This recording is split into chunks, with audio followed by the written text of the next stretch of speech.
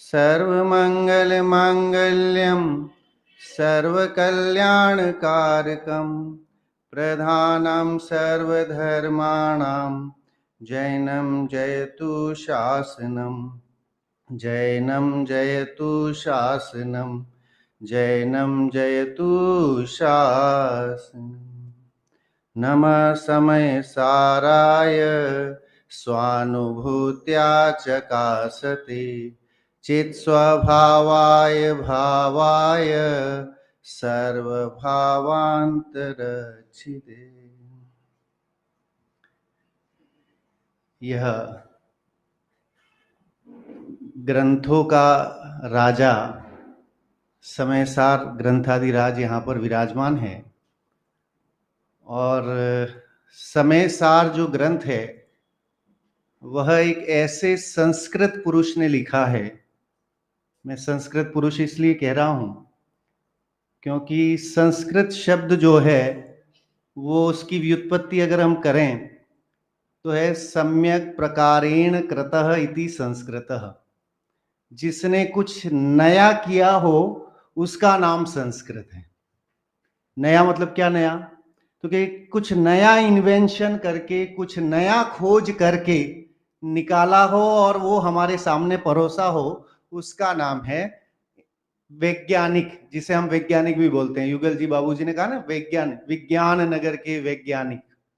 तो हम जो है कुंद कुंद भगवान जो है वो वैज्ञानिक थे। क्यों? क्योंकि उन्होंने शुद्धात्मा को दिखा दिया, स्वयं देखा। पहले देखा कि नहीं देखा उन्होंने? तो कह रहे हैं पहले स्वयं देखा, स्वयं अनुभव किया, स्वयं उसका आनंद का रसास्वादन लिया, और उसके बाद जब उन्हें लगा कि ये तो जगत के लिए बहुत उपकारी चीज है, जो मुझे मिली है वो सबको मिलनी चाहिए।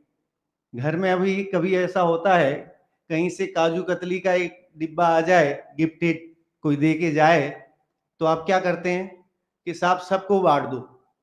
सबको देते हैं कि नहीं देते हैं? और अगर घर में आप नहीं खा रहे हैं, चलो कोई बाजार का नहीं खा रहा है या कोई वैसा है, तो चलो सब पास आस पड़ोस वालों को दे दो। तो हम क्या करते हैं? सबको बांटते हैं। जब कोई अच्छी वस्तु होती है तो वो सबको बांटने की भावना रहती है। ऐसे ही हमारे मुनिराजों को, आचार्यों को ऐसी करुणा बुद्धि थी, ऐसी दया भाव अंतर में कि ये जो आत्मा का आनंद है, शुद्धात्मा है, वो सबके ज्ञान में आए।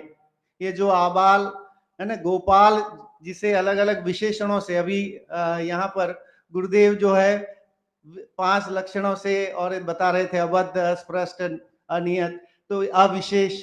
तो ये सारी जो वस्तु है उसको बताने का प्रयास वहां पर किया। मुझे जब मैं समयसार पढ़ता हूं और समयसार की जब कभी चर्चा करने का अवसर मिलता है, 17वीं और 18वीं गाथा मुझे बहुत अच्छी लगती है। उसका कारण यह है कि पद्य में देखो, गद्य में बोलना बहुत आसान होता है, गद्य में लिखना अभी जो मैं बोल रहा हूं तो इट्स बहुत इजी है, आप विस्तार से सब कुछ बता सकते हैं। लेकिन पद्य में, पोएट्री में लिखना और उसको, उस व्यवस्थित वस्तु को बता देना 2 या 4 पंक्तियों में, ये बहुत डिफिकल्ट टास्क होता है।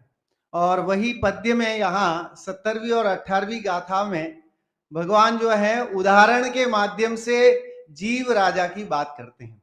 हम सबको करना क्या है?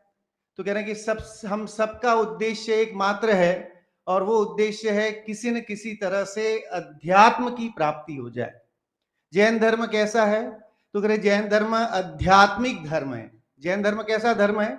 तो कह रहे जैन धर्म में आत्मा के सिवाय, अध्यात्म मतलब अधि प्लस आत्म, 2 शब्द से मिलके बनाए।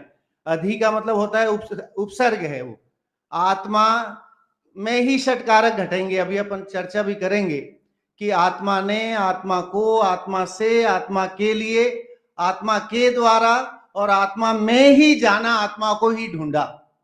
तो सारे कारक जो है वो उसी आत्मा से संबंधित हो जाते हैं।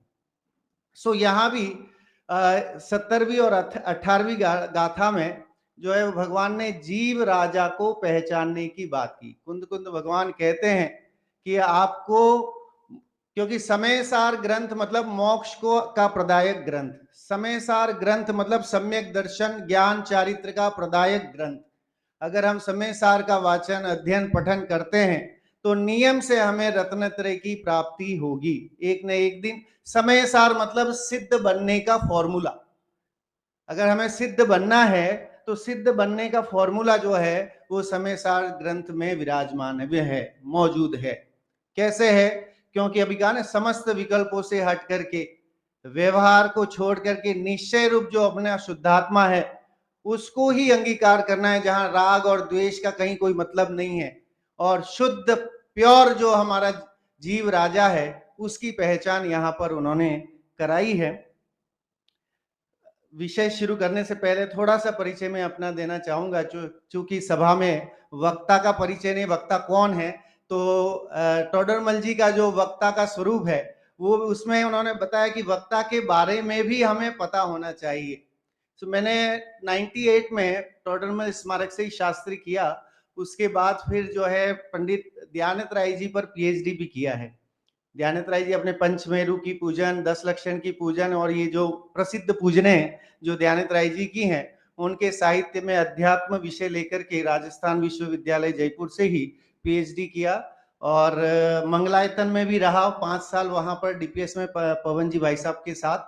जब शुरू में मंगलायतन बनना शुरू हुआ था, 2002 की बात है, तब वहां मैं 5 साल वहां भी जॉब किया। फिर 7 साल जयपुर में डीपीएस में रहा और अभी 8 साल से वहाँ दुबई में हूँ। वहाँ भी स्वाध्याय वगैरह हम कराते हैं, एवरी सैटरडे संडे वहाँ होता है, और बाकी हर वार त्योहार पे आयोजन होते हैं और उसमें बराबर सक्रिय हम सहयोग करते हैं।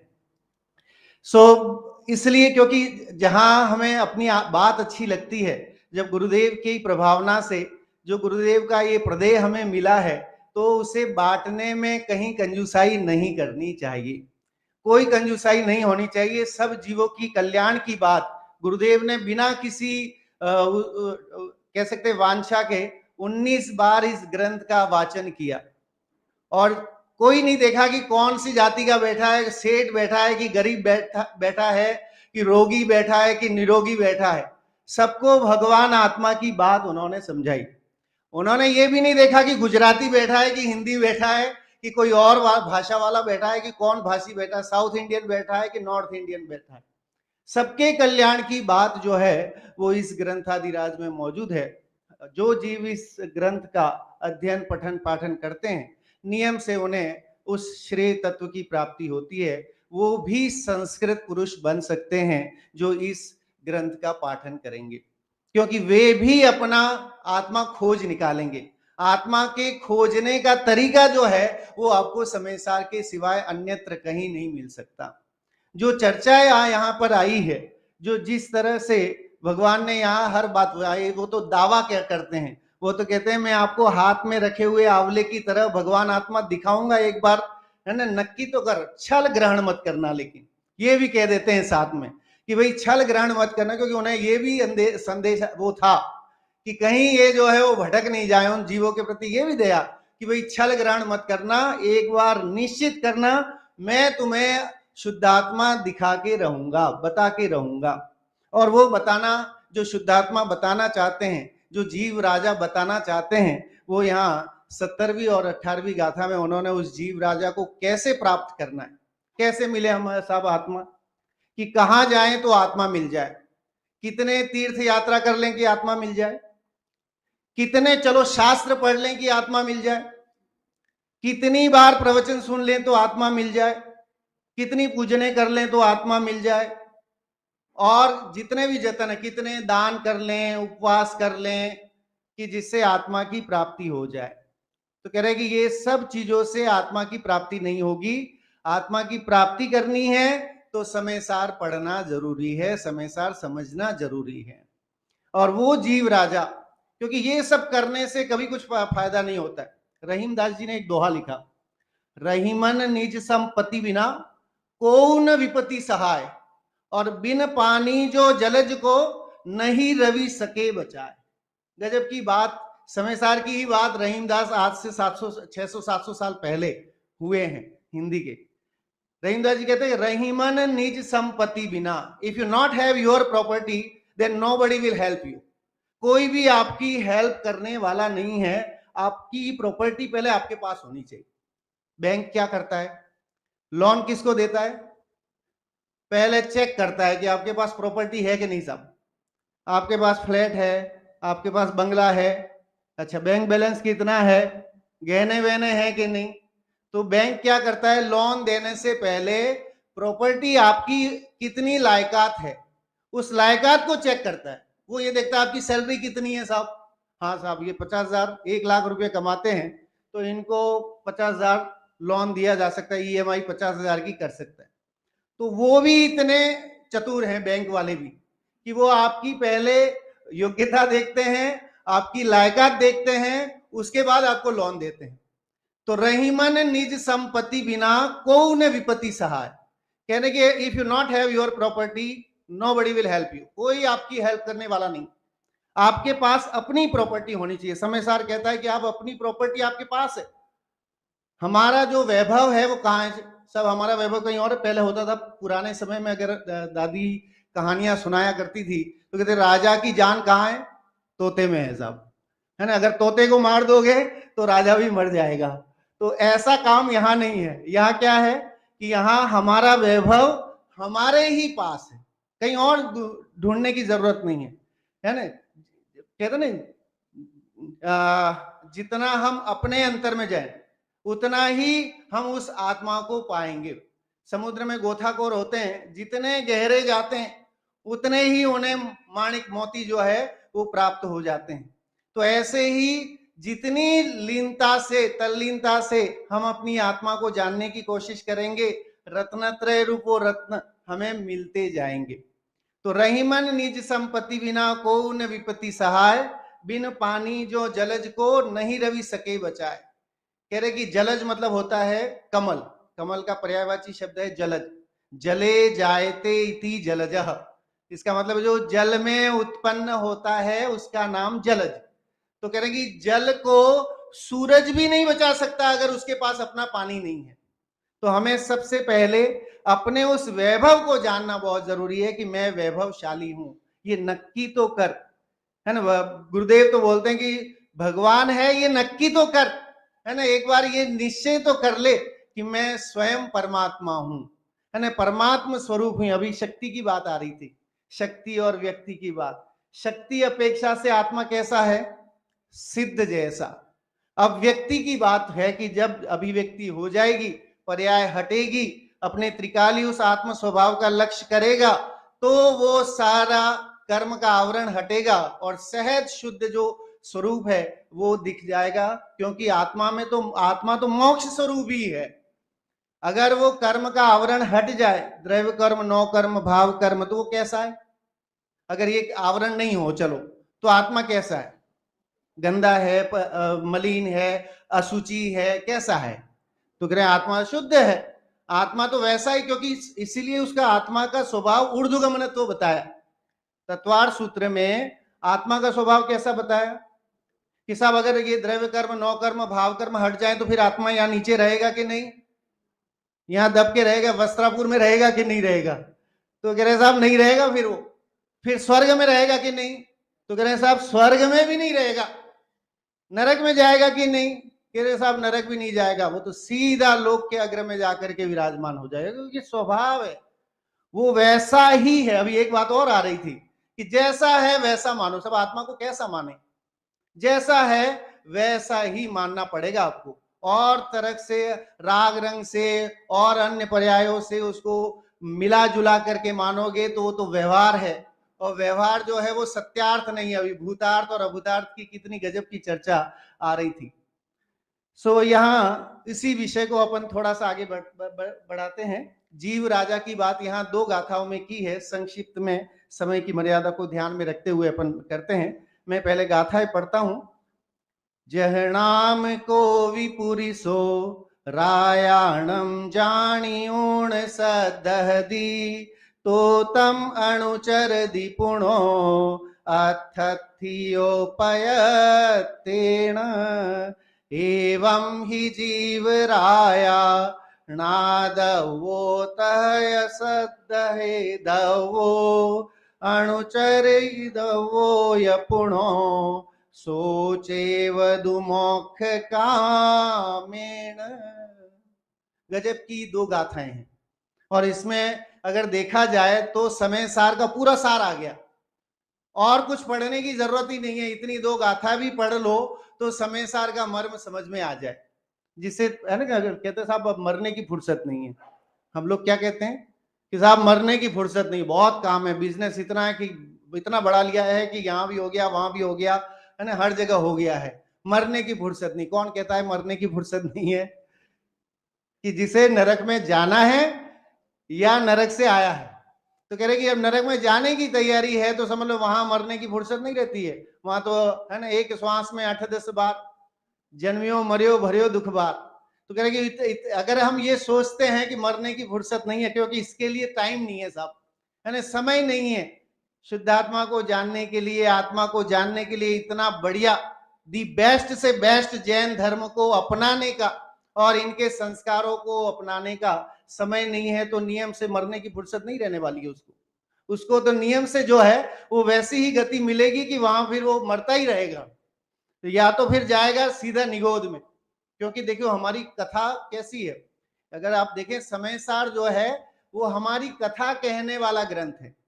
छह डाला में है ना, पे बहु कथा, दौलत राम जी कहते हैं कि जीव की कथा कैसी है, छह डाला में भी कथा कही गई है। अब कहेंगे साहब छह डाला में कहाँ स्टोरी बताई, वहां तो कुछ स्टोरी नहीं है, प्रथमानियों का कहाँ ग्रंथ है, लेकिन कह रहे हैं वहां जीव राजा की कथा बताई है। अनादिकाल से ये जीव राजा भटक रहा है निगोद से लेकर के, और अनेक अनेक पर्यायों को धारण करता हुआ। अब चारों गतियों का वर्णन किया, है ना, कहाँ सुख है ये बताने की कोशिश की कि कहीं सुख नहीं है, ये चारों गति दुख रूप ही है। सुख है तो एकमात्र जो है वो मोक्ष में है, पंचम गति में है। ये बात यहाँ समझने लायक है। देखिए कहते हैं जह नाम को भी पुरुषो, साहब सुख कहाँ मिलेगा, किसके पास जाए तो सुख मिल जाए? तो कह रहे हैं कि साहब जिसके पास सुख होगा वो वही तो दे सकता है ना। इसका एक उदाहरण यहाँ गजब का दिया कि अगर कोई धन का इच्छुक व्यक्ति है, जिसे पैसे चाहिए, जिसे आर्थिक सहयोग चाहिए, जिसे हेल्प चाहिए, तो वो पैसा मांगने वाला, पैसे की वांछा रखने वाला व्यक्ति किसके पास जाए? तो कह रहे साहब महाराज के पास जाए, राजा के पास जाए, और राजा के पास जाएगा तो राजा खुश हो जाएगा तो उसे माला माल कर देगा। पहले तो होता था राजा महाराजा लोग जो है खुश हो गए तो साहब हार निकाल के दे दिया, और नहीं तो अपने मंत्री को बोला कि साहब इसको सोने की अशर्फियों से तोल दो, तो पहले तोलते भी थे ऐसे, है ना, कुछ अच्छा काम राजा बड़ा खुश हो जाता था तो माला माल कर देता था।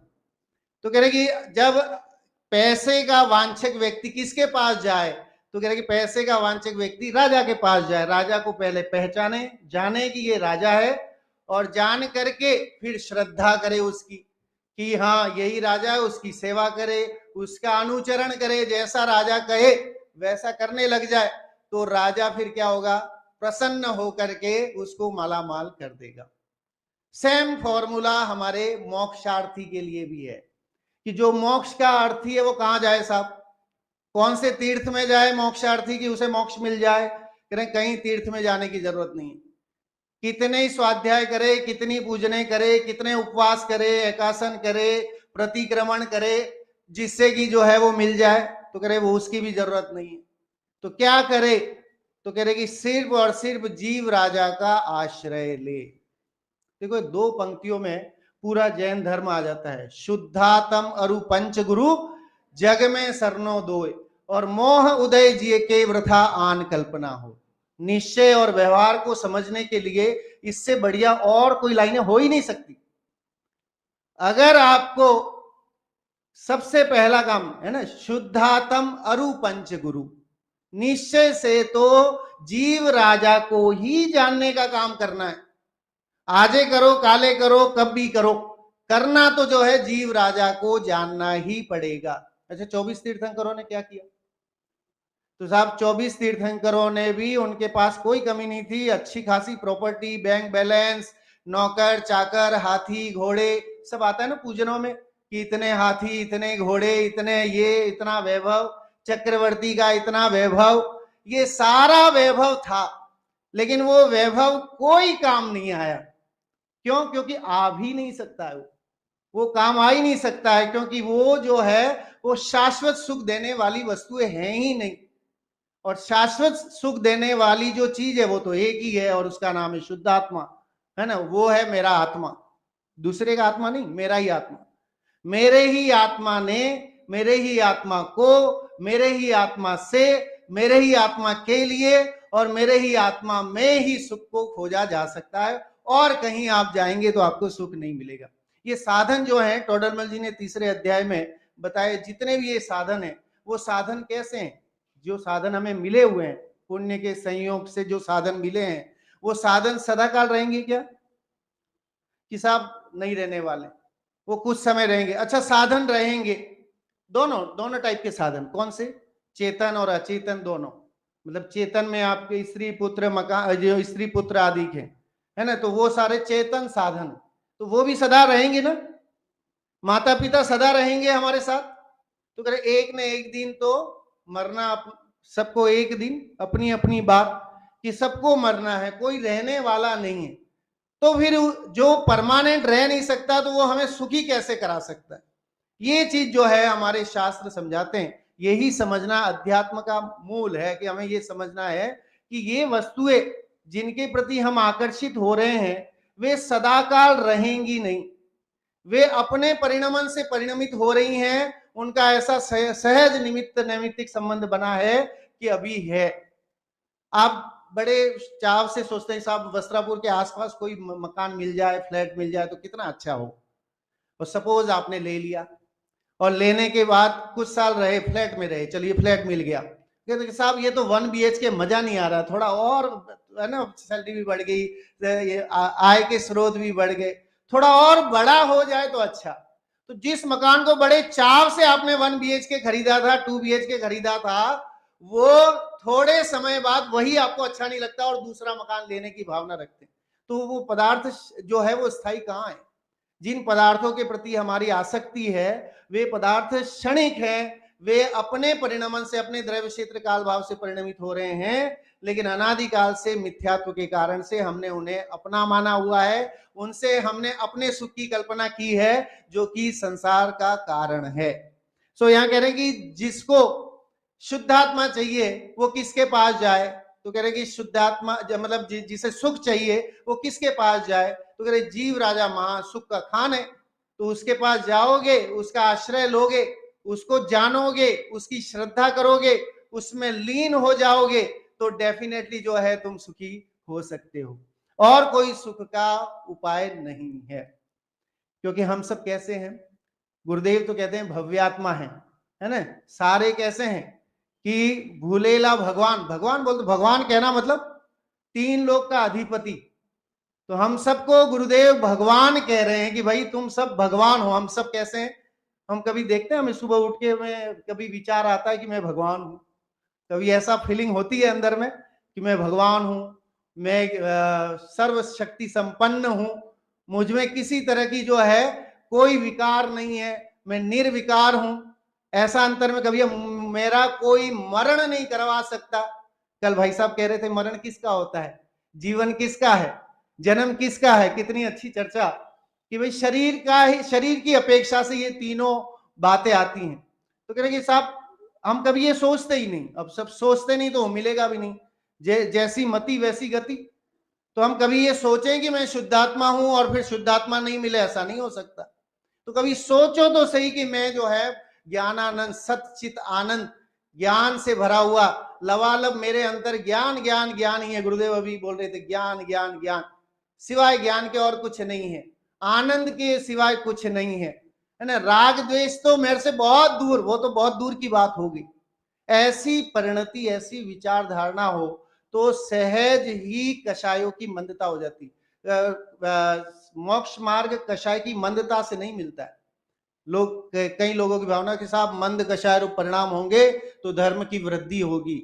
ये धर्म की वृद्धि मंद कषाय रूप परिणामों से नहीं, बल्कि आत्म स्वभाव के लक्ष्य से होती है। आत्म स्वभाव का लक्ष्य नहीं है चाहे कितना मंद कषाय रूप बैठा हो। मुनिराजों का आता ना, मुनिराजों की चर्चा आती है कि 90 ग्रेवे तक जाकर के भी फिर क्या होता है कि कोई फायदा नहीं। क्यों? क्योंकि आत्म स्वभाव का लक्ष्य नहीं है। तो आत्म स्वभाव का लक्ष्य है, शुद्धात्मा का लक्ष्य है, तो धर्म वहां है, वहां धर्म मौजूद है, धर्म की अभिवृद्धि है वहां पर। और जहां शुद्धात्मा का लक्ष्य नहीं है, वहां सिर्फ व्यवहार ही है ना, और वहां सिर्फ संसार का बढ़ना ही है। संसार बढ़ता है तो आत्म स्वभाव के भान के बिना, और संसार घटता है तो भी आत्म स्वभाव के सम्यक ज्ञान, सम्यक श्रद्धान और लीनता से संभव है। ये बात यहां पर आई। देखो दूसरी पंक्ति में उसको सिद्धांत को भी घटाया, एवं ही जीव राया। पहले तो कहा जिसको धन चाहिए वो क्या करे, तो धन चाहिए तो राजा की शरण में जाए तो राजा उसे मालामाल कर देगा। अब एवं ही जीव राया, उसी तरह से अगर मोक्ष का इच्छुक है, मोक्ष चाहिए, तो क्या करें, जीव राजा की शरण में जाओ। जीव राजा ही आपको सुखी करा सकता है। एवं ही जीव राया ना दवो तह सद हे दवो, देखो अणुचरदि दवो य पुणो सो चेवदु मोक्ष कामेन। यानी कि मोक्ष का इच्छुक, मोक्ष का वांछक व्यक्ति सिर्फ और सिर्फ जीव राज की शरण में जाए तो उसे उसकी प्राप्ति हो सकती है। समय बहुत तीव्र गति से दौड़ रहा है। एक भजन जो है मैंने इसी बात को लेकर के लिखा था कि हम सब जो हैं वो जीव राज हैं। हम सब कैसे हैं कि जीव राज हैं, शुद्धात्मा हैं और भव्यात्मा हैं। भव्यात्मा भव्यात्मा तू सुन ले जरा, प्रभु कहते हैं तुझको सब परमात्मा। प्रभु कहते हैं तुझको सब परमात्मा। भव्यात्मा तू सुन ले जरा, प्रभु कहते हैं तुझको सब परमात्मा। स्वर्गों में नरकों में मानुष गतियों में, राग और द्वेष में, क्रोध और कषायों में, भव्यात्मा तू है, ज्ञायक प्रभु तू है, तेरा है कर्मों से बंधन नहीं। भव्यात्मा तू सुन ले जरा, प्रभु कहते हैं तुझको सब परमात्मा। प्रभु कहते हैं तुझको सब परमात्मा। कर्मों में बंधन में, पुण्य और पापों में। इस महिमा का एक छोटा सा भजन उसके साथ ही पूरा करेंगे। कुंद कुंद वाणी का अमृत रस घोला, सबको बताया तत्व अनमोला। कुंद कुंद वाणी का अमृत रस घोला, सबको बताया तत्व अनमोला। उमराला की पावन भू पर जन्मा एक सितारा, उमराला की पावन भू पर जन्मा एक सितारा। शंखनाद करने को वह घूमा जग सारा, दिया उपदेश ऐसा हो, दिया उपदेश ऐसा, खुला मुक्ति द्वारा, इसीलिए प्यारा। कुंद कुंद वाणी का अमृत रस घोला, सबको बताया तत्व अनमोला। स्टार ऑफ इंडिया है, सबके मन को भाया। स्टार ऑफ इंडिया है, सबके मन को भाया। छोड़ मिथ्यात्व सारा, पाया समय सारा। छोड़ मिथ्यात्व सारा, पाया समय सारा। भव्य जीवों का जागा हो, भव्य जीवों का जागा, सोया भाग्य सारा, इसीलिए प्यारा। कुंद कुंद वाणी का अमृत रस घोला, सबको बताया तत्व अनमोला। सीमंधर देशना को घर घर पहुंचाया, सीमंधर देशना को घर घर पहुंचाया। मैं स्वयं परमात्मा हूँ आपने जताया, मैं स्वयं परमात्मा हूँ आपने जताया। करतान धरता कोई ओ, करतान धरता कोई आपने सिखाया, इसीलिए प्यारा। कुंद कुंद वाणी का अमृत रस घोला, सबको बताया तत्व अनमोला। जय जिनेन्द्र।